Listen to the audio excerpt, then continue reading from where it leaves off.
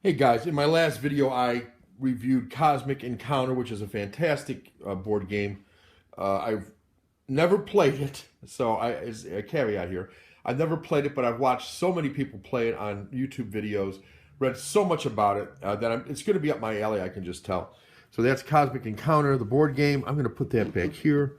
I'm standing up in the background here to some extent. Yeah, something like that, I guess. You guys still have it there. And I want to talk about this expansion I got for Cosmic Encounter called Cosmic Dominion. And Cosmic Dominion is a expansion, so you need the original game to be able to play it.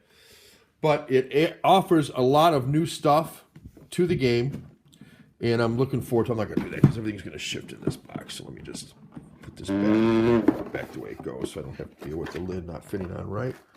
Yeah, everything shifted like I thought it would, but yeah, let's put it back. No problem. Okay. OCD. Okay. I'm a little OCD. I think most collectors are.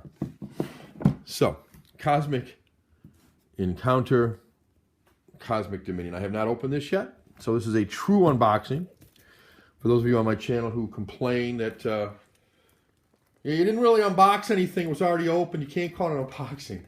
In which case, I will call it a showcase, showing off the product, or whatever you want to call it. But it was new, and I just opened it and then showed it to you. Sometimes I open it because, it's, like right now I'm opening this, but it's kind of a pain.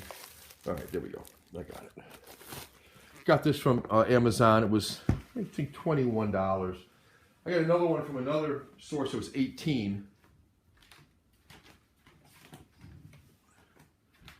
But then I had to pay the shipping on it. With Amazon, I'm a Prime member, so I don't pay any shipping, so there are advantages to that.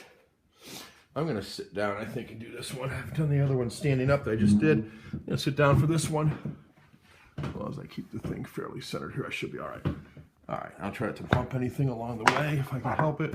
Bumping? Yeah, it is. Hold on. Move that away from the table, and then I should be all right. Okay. Like usual, it comes with a little Starflight Games catalog, which shows you, in this case, Star Wars X-Wing. Supposed to be a pretty good game, miniature game. They have a larger game, too. They do a lot of different things here. They also do a very expensive game, a $100 game called Star Wars Armada. That's a promo for that. And inside they show you all these games. So I'll look through those. Fantasy Flight does nice stuff. Here are some new rules for the game, which is important. There's new components. Talks about how to use the expansion, ship markers, and so on. There's a lot of different things in this one. But yeah, give you an idea. This is done by the fans, by the way. So there should be 35 or so, I think they said. 30 or 35 of these puppies here. This one is called Ace. Ace wins the game by, at the start of your turn, if you have any foreign colonies, use this power to win the game. You may still win the game during the normal method. Yeah. So what other players will see is this. Wins the game with one colony. So it doesn't take much for Ace to win. Ace is considered the way that these are set out. I didn't mention it before, but the aliens have three colors. You can see in the top there's like two lanterns, I guess you want us to call them, or something. These are red. Red has a very important or very powerful effect on the game. Yellow has a little less, and green has less still. Green is best for newcomers, and the initial set has a lot of green, some yellow, and some red. And I'm going to guess that this is going to be the same, so let me take a look. I'll just breeze through these aliens real quick, and I'll show you a couple things about them if you're new to the game. I showed you Ace, that's red. Yeah, these are all, if you've got them in order of red, I can see right now. They've got mostly yellow. Spread them out like this so you can see too. You've got red, quite a few red, mostly yellow, and then quite a few green at the end here. Looks like about 6 green. About 6 green. 1, 2, 3, 4, 5, 6, 7, 8 red. 3, 4, 5, 6, 7, 8, 9, 10, 12, 13, 14, 15, 16 yellow. That's 24. And then 6 green. So 30. I think the normal expansions had 25. So you're getting 5 extras here that you don't normally get. This shows you when you can use their ability. In this case, just at the start of the turn, there the yellow box at the bottom right corner there says it's mandatory. You must use it. It's only used on offense. And that is the ability. So that could be a very dangerous card. You don't obviously want to. This person we don't want to have anybody. So if they get one, everybody's going to attack them or try to. Interesting. The aristocrat looks really cool. Another rare one. You have the power of privilege. As a main player, anytime before encounter cards are selected, you may use this power to draw a flare, which is an ability card, from the unused flare deck and add it to your hand. Then if you have 2 or more flares in your hand that do not match any player's alien powers, you must choose one of those unmatched flares and remove it from the game. The flares you remove from the game cannot be drawn again. So you basically can impact other people so they can't hose you. Like the art, though. Here's the doppelganger. Yeah, kind of cool. You have the power to haunt. As a main player, before encounter cards are selected, use this power to discard all encounter cards in your hand, if any, and haunt one other player except your opponent. That player must give you 2 encounter cards of different types from his or her hand, or 1 if holding only 1 type. One of these must be the player's highest attack card, if he or she has any. Yeah. That's kind of cool. Yeah. Let's see, what else? The Joker is kind of cool looking. Again, these are the rare ones. Take the 9 Joker tokens, and there are some in the pack here apparently. A regular, negotiate, a morph, and a retreat, and place them face up on the sheet. You have the power of wild cards. Attack. 8 power attacks are initially set to be wild. At the start of your turn, you rename any other attack card to become the new wild card instead. After encounter cards are revealed, for each one that matches the current wild card, use this power. Place 1 face-up Joker token from this sheet on the wild card to change it into the card indicated by that token. Nice. And their tokens have different numbers on them. Judge is really cool looking. Again, it's like the Krypton. Looks like the Krypton group there. Judge Jor-El, or not Jor-El. I judged Jor-El originally, then Zod. You have the power of Fiat. As a main player, before encounter cards are selected, you may use this power to declare any extra gains that either the winner or the loser, but not both, will get if an attack card is revealed. These extra gains are limited by the rules for deals. So on, he explains it. You can see where that's a little more complex to play. So I'm not going to show all these. I'll show you any that I think are particularly interesting looking. The Bride. I know about the Bride. The Bride can marry any player in the game. And if she marries a player, she can join as an ally anytime she wants to because they're now man and wife.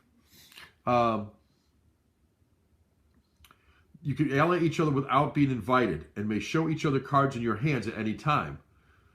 Once per encounter, you may use this power to allow a trade of 1 card from each hand, from your hand and your spouse's hand. The big play, though, you may divorce your spouse at any time by turning that player's ship on your sheet upside down and taking half of the cards in his or her hand at random, rounded down as alimony. You may not remarry a player you previously divorced. However, you can marry another player. So the Bride is interesting. The Diplomat has the power to negotiate. This is still a yellow card. So is the Bride. So they have pretty good impact on the game.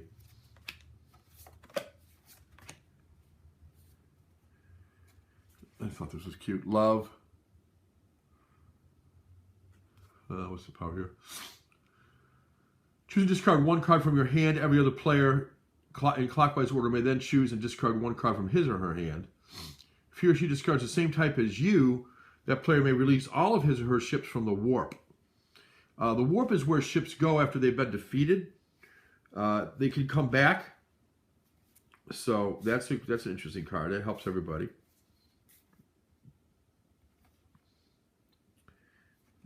Get the pilot. I'm gonna read all these, but the pirate is pretty cool. The tourist. I know the tourist flies around on a ship between all the planets. I don't know what it does. You have the power to sightsee. At the end of your destiny phase, if any hazard warnings were drawn during this encounter, use this power to send one of your ships to the warp from the cruise liner.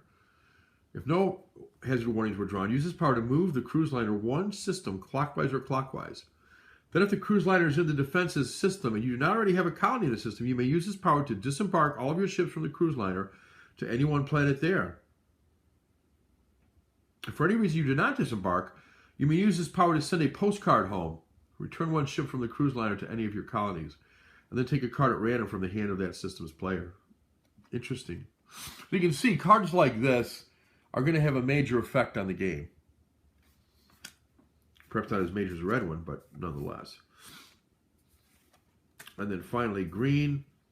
The green ones are best for starting players for a lot of reasons. They're a little easier to play. Here's Laser, which is kind of a cool looking card. And again, I'll read this. You have the power to blind. As a main player, before allies are invited, use this power. If your opponent will need to draw a new hand to obtain encounter cards, he or she does so now. Then, after that, you select at random a number of cards in his or her hand without looking at them, up to the number of ships he now has in the encounter. Your opponent must set the selected cards aside for the rest of this encounter. If your opponent has no encounter cards after being blinded, he or she loses the encounter. Otherwise, the encounter proceeds normally. At the end of the encounter, your opponent retrieves the cards that were set aside. Yeah. So that's interesting too. Yeah, they're all interesting though. I mean, they really are. So those are the aliens for this particular set. And I'm going to put these back. I'm going to put them back in reverse order though. I like the greens on top, then the yellows and the reds, because I think for at least the first game, we're just going to use the green aliens to learn this game. I think it'll be easier.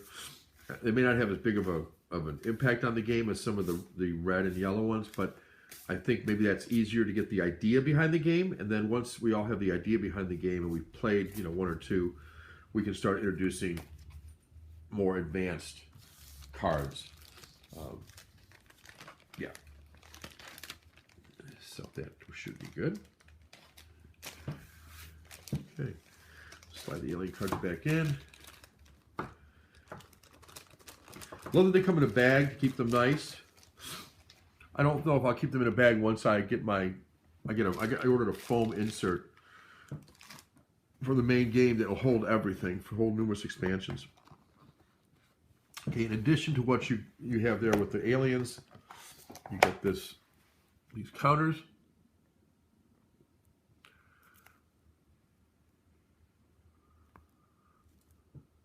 They just pop out.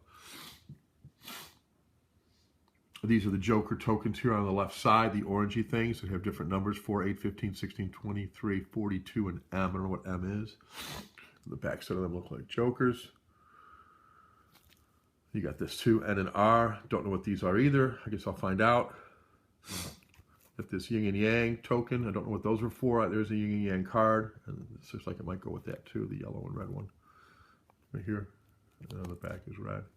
I'll be poking all these out and put them in a bag eventually. And then you get a deck of cards with this as well. Abilities for all the aliens. And then there should be another set of cards in here that are for, I think what they call a hazard deck. That's it. There's nothing underneath this. Okay.